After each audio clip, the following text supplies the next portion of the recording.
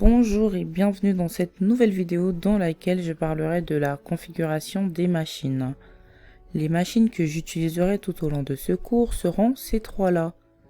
J'aurai un contrôleur de domaine nommé RTS-DC1. Ce sera également un serveur DNS.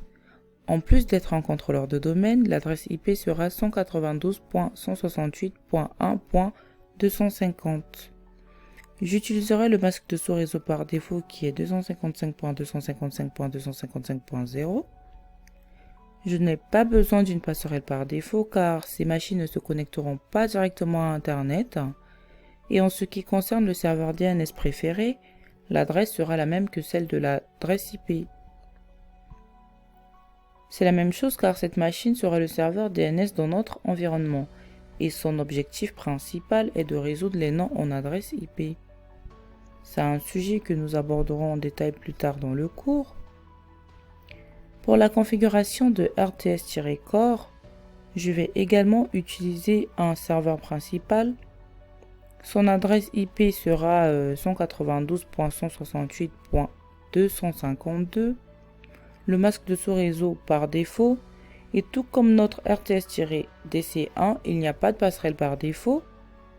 Le serveur DNS préféré sera 192.168.1.250. Il va donc utiliser RTS-DC1 comme serveur DNS et le DNS alternatif pour toutes ces machines sera vide.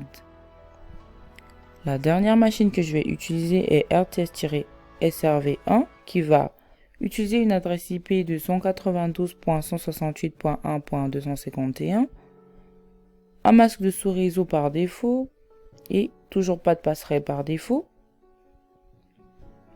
Le serveur DNS sera aussi l'adresse IP de RTS-DC1 et il n'y a pas de DNS alternatif non plus. Voilà donc la configuration IP que nous allons utiliser tout au long du cours.